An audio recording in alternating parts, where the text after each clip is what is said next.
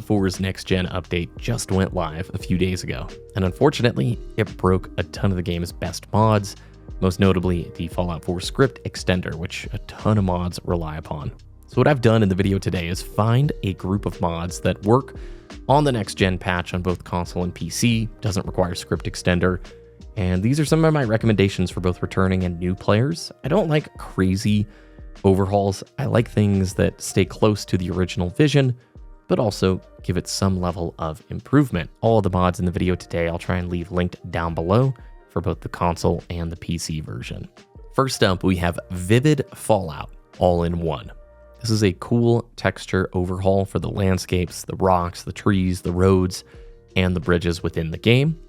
What the creator did is they took the original textures, some are brand new, but most are sharpened with new normal maps and some slight shadowing.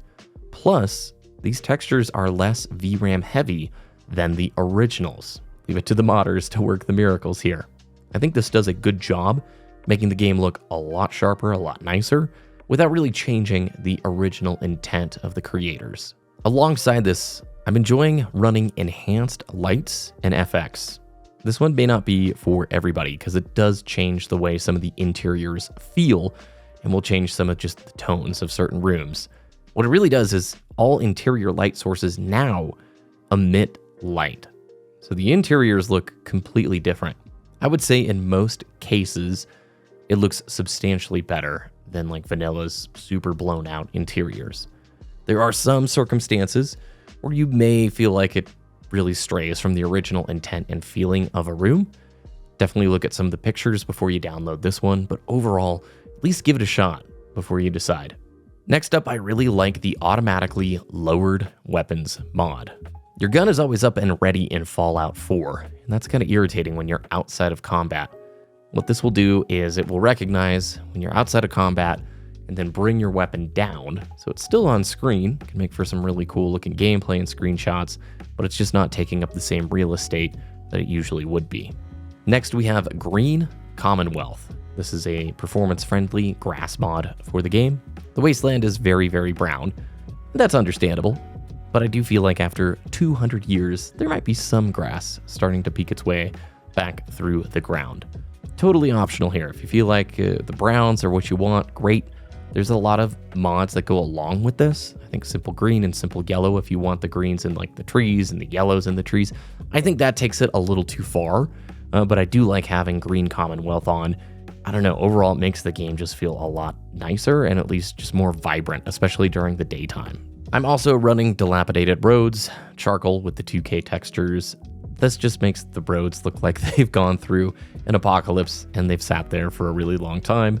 You may not like the ultra sharp looking style that the road is, no worries, but again, just a little bit of the visual side for improvement.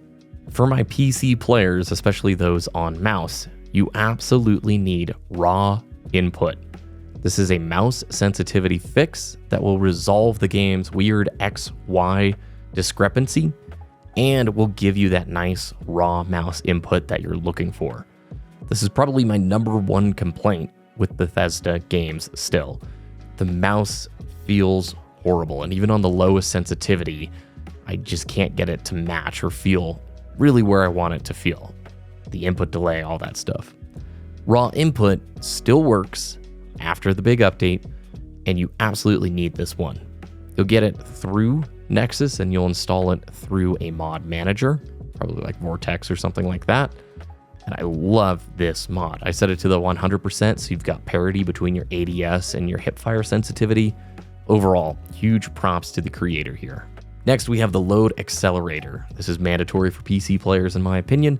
The load times are long, and that's because load times are tied to your frame rate, and that frame rate is usually going through Bethesda's weird frame rate limiter. What this mod does is, in loading screens, removes the limiter, will run the game at like 350 FPS, speed up the load, and then put the limiter back on once you've entered into the gameplay. This is huge. Nothing was more frustrating than on the next gen patch, vanilla style, not touching anything, having the game on a nice NVMe SSD and having 45 seconds trying to load into the Commonwealth. That's silly. So this is one of those must-have mods in my opinion. Do be careful though, it doesn't install through a mod manager. Read the instructions carefully when you're putting it in. And then for returning players, there's a mod called Quick Start or Skip Intro Scenes. And that is fantastic because it lets you start the game in the cryopod. You don't have to go through the initial cutscenes or any of that stuff. If you've seen it half a dozen times, that's the way to go. Those are the mods that I'm using right now. I know that Bethesda is aware of some of the issues and bugs the next gen patch introduced. So we're likely going to be getting another update from Bethesda here in the near future, which who knows could break mods once again. That's why I'm trying to keep the list fairly small because I don't want to have a giant save file way down the road that's just completely busted and broken. I do hope that the script extender gets fixed.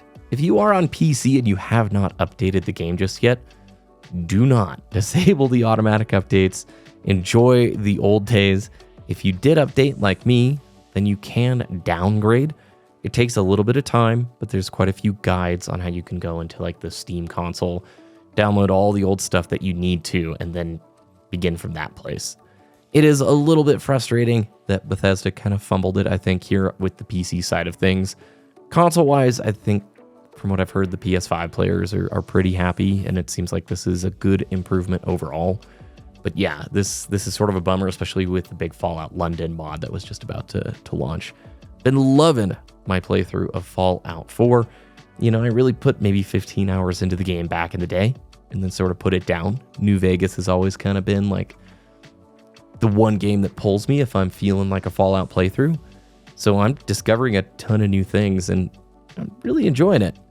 Story-wise, yeah, I get it. Like I said, New Vegas is kind of my cozy spot. But gameplay-wise, this seems like a ton of fun, and once they do fix the mod support for the next-gen stuff, I think there's so much content to go through. Really excited for the Fallout London mod, so hopefully everything gets sorted here very quickly. If you enjoyed the video, please like it, subscribe for more. Have a great week ahead. Thanks for watching, and we'll see you again very soon.